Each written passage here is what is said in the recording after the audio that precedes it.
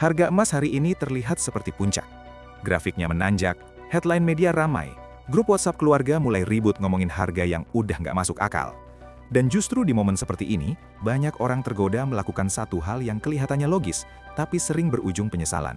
Jual. Ambil untung sekarang sebelum turun. Amankan profit sebelum terlambat. Kedengarannya rasional, terasa cerdas, bahkan terlihat seperti keputusan dewasa. Tapi tunggu dulu. Karena kalau lo pahami cara kerja emas, cara kerja uang, dan cara kerja kepanikan massal, lo mungkin akan sadar satu hal yang sedikit paradoks tapi nyata. Harga tertinggi hari ini bisa jadi adalah harga termurah di masa depan. Dan disinilah cerita kita dimulai. Bukan tentang emas semata, tapi tentang bagaimana kita memahami nilai, waktu, dan kesabaran. Gua nggak bilang emas pasti naik selamanya. Gue juga nggak sedang ngajarin lo buat fanatik sama satu aset. Tapi kita perlu jujur. Emas itu bukan sekedar logam kuning yang disimpan di brankas atau diselipkan di laci lemari. Emas itu simbol. Simbol ketidakpercayaan pada sistem yang rapuh, simbol perlindungan ketika mata uang kehilangan daya beli, simbol kesabaran dalam dunia yang serba instan.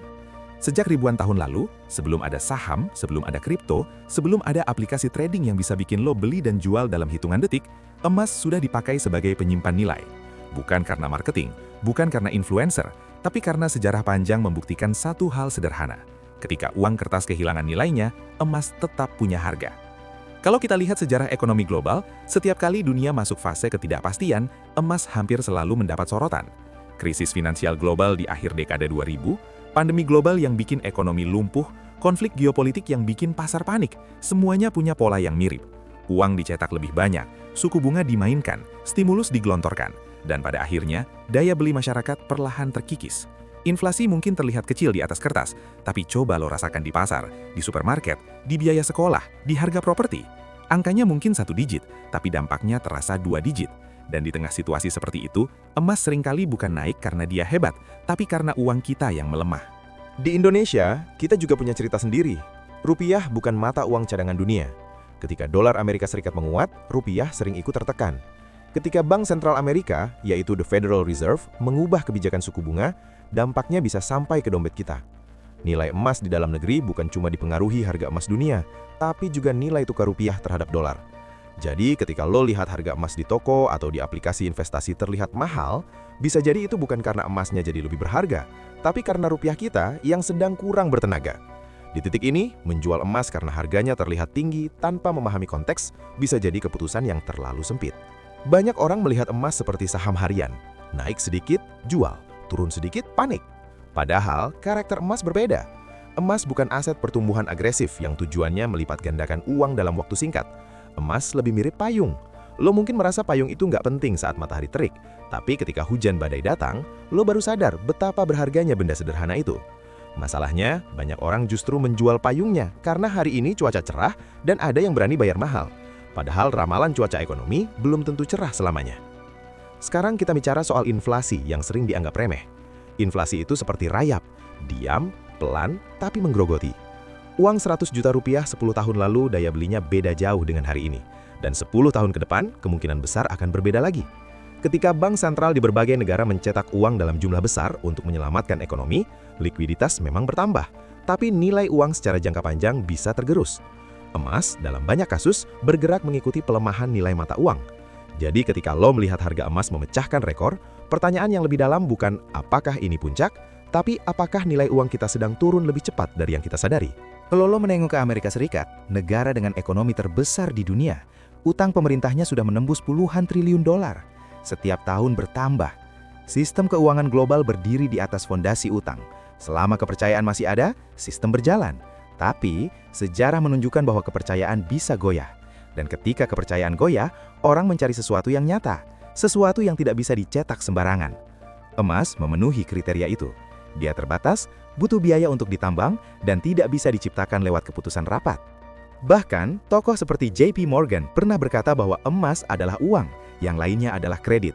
Pernyataan itu mungkin terdengar klasik, bahkan kuno, tapi esensinya masih relevan.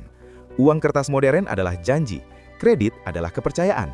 Emas adalah aset fisik yang berdiri sendiri. Ketika sistem kredit membengkak terlalu besar, emas sering kembali dilihat sebagai jangkar. Sekarang, mari kita lebih kritis.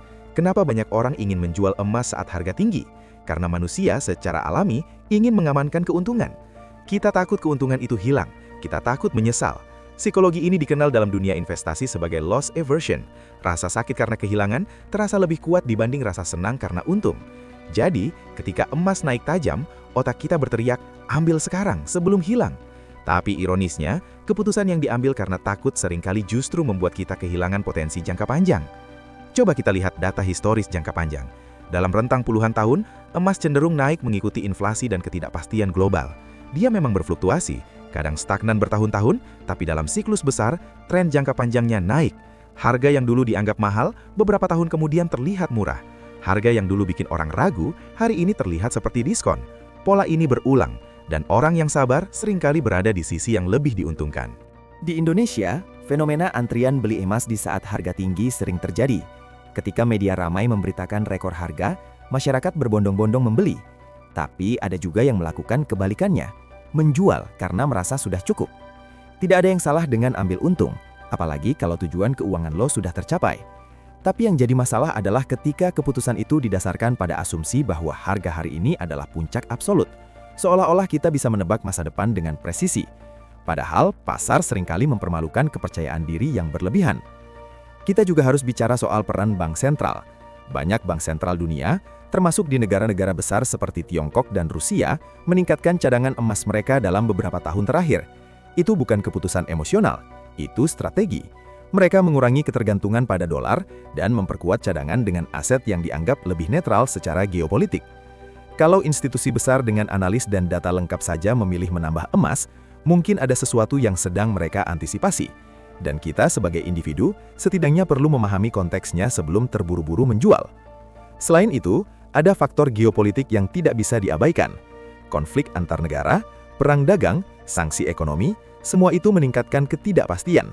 Di dunia yang semakin terfragmentasi, sistem keuangan global tidak lagi sestabil yang dulu. Ketika resiko meningkat, aset lindung nilai seperti emas biasanya ikut terdorong. Jadi harga tinggi hari ini bisa jadi refleksi dari resiko yang belum sepenuhnya terselesaikan. Sekarang, kita tarik ke level personal. Kenapa lo beli emas dari awal? Apakah untuk trading cepat atau untuk melindungi nilai jangka panjang? Kalau tujuan lo adalah dana darurat jangka panjang, warisan, atau perlindungan terhadap inflasi, maka menjual hanya karena harga terlihat tinggi mungkin bertentangan dengan tujuan awal. Ibarat lo menabung untuk pendidikan anak, lalu karena harga emas naik, lo tergoda mencairkan dan pakai untuk konsumsi. Rasanya untung, tapi secara strategi bisa jadi mundur. Ada juga argumen bahwa emas tidak menghasilkan bunga atau dividen. Betul, emas tidak memberikan cash flow, tapi fungsinya memang bukan itu. Emas lebih seperti asuransi. Lo bayar premi dalam bentuk opportunity cost, yaitu potensi keuntungan di aset lain, sebagai imbalan atas perlindungan ketika badai datang. Dan seperti asuransi, lo jarang berharap menggunakannya, tapi lo tetap simpan karena resiko selalu ada. Kita hidup di era di mana informasi bergerak cepat dan opini sering lebih keras dari fakta. Ada yang bilang emas akan segera jatuh karena suku bunga tinggi. Ada yang bilang emas akan terbang karena krisis global. Dua-duanya bisa benar dalam jangka pendek, tapi dalam jangka panjang, yang lebih penting adalah tren besar. Utang global meningkat, uang terus dicetak, ketegangan geopolitik belum reda, dan daya beli masyarakat perlahan tergerus. Di tengah semua itu, emas tetap berdiri sebagai aset yang tidak tergantung pada janji siapapun. Sekarang, bayangkan skenario sederhana. Hari ini harga emas terlihat tinggi. Lo jual. Uang hasil penjualan lo simpan di rekening atau dipakai beli barang konsumtif. 5 tahun kemudian, inflasi berjalan, harga properti naik, biaya hidup naik, dan harga emas ternyata lebih tinggi lagi. Lo mungkin bisa beli kembali, tapi jumlah gram yang sama belum tentu bisa didapat. Di situ lo sadar bahwa untung yang tadi terasa besar ternyata kecil dibanding potensi jangka panjang yang hilang. Ini bukan ramalan, tapi kemungkinan yang secara historis sering terjadi. Bukan berarti emas tidak pernah turun. Dia bisa turun tajam dalam periode tertentu. Tapi pertanyaannya adalah, apakah fundamental yang mendorong kenaikan jangka panjangnya berubah? Selama sistem keuangan global masih berbasis utang dan pencetakan uang, selama inflasi menjadi bagian dari kebijakan ekonomi, selama ketidakpastian geopolitik tetap ada, emas punya alasan untuk tetap relevan. Jadi ketika lo mendengar kalimat, harga tertinggi hari ini adalah harga termurah esok hari, itu bukan mantra kosong. Itu refleksi dari bagaimana nilai uang berubah dari waktu ke waktu. Yang naik mungkin bukan emasnya, tapi harga semua hal di sekitarnya, karena mata uang kita melemah. Emas hanya terlihat naik karena dia menjadi cermin dari penurunan daya beli. Gue tahu tidak semua orang punya horizon waktu panjang. Ada kebutuhan mendesak, ada target tertentu, ada kondisi yang memaksa. Kalau lo menjual karena kebutuhan nyata, itu keputusan yang rasional. Tapi kalau lo menjual hanya karena takut harga turun besok, mungkin ada baiknya tarik nafas sebentar. Evaluasi lagi tujuan awal. Evaluasi lagi kondisi makro. Jangan sampai keputusan finansial lo didorong lebih banyak oleh emosi dibanding strategi. Di dunia investasi, kesabaran sering terdengar klise. Tapi faktanya, banyak kekayaan dibangun bukan dari keputusan spektakuler, melainkan dari konsistensi yang membosankan. Menyimpan, menambah, menahan. Tidak panik saat turun, tidak euforia saat naik. Emas mengajarkan satu hal sederhana, waktu adalah sekutu bagi yang sabar. Dan di akhir cerita ini, gue tidak mengajak lo untuk fanatik pada emas atau menutup mata pada peluang lain. Diversifikasi tetap penting, logika tetap harus dipakai. Tapi sebelum lo memutuskan menjual hanya karena harga terlihat tertinggi, pahami dulu bahwa angka di layar hari ini hanyalah potongan kecil dari cerita panjang ekonomi global. Bisa jadi, beberapa tahun dari sekarang, lo akan melihat harga hari ini dan berkata, ternyata itu masih murah. Kita tidak bisa mengontrol pasar. Kita tidak bisa menebak masa depan dengan pasti. Tapi kita bisa mengontrol cara kita merespons. Dengan data, dengan logika, dengan kesadaran bahwa nilai bukan hanya soal angka hari ini, tapi juga soal daya beli di masa depan. Kalau emas memang bagian dari strategi pelindungan lo, jangan tergesa-gesa melepasnya hanya karena grafik terlihat tinggi. Akhirnya, keputusan tetap di tangan lo. Tapi pastikan itu keputusan yang lahir dari pemahaman, bukan kepanikan. Dari strategi, bukan sekadar sensasi. Dunia akan terus berubah, siklus ekonomi akan terus berputar, dan harga akan terus bergerak. Yang penting, kita tetap tenang, tetap rasional, dan tetap belajar membaca arah angin sebelum mengibarkan layar. Kalau menurut lo pembahasan ini membuka sudut pandang baru, bantu channel ini dengan like dan share, supaya makin banyak yang bisa melihat isu ini dengan lebih jernih. Dan kalau lo mau terus dapat narasi kritis, reflektif, dan jujur soal ekonomi dan keuangan, jangan lupa subscribe. Karena di tengah riuhnya opini, kita butuh ruang untuk berpikir lebih dalam, lebih tenang, dan lebih sadar.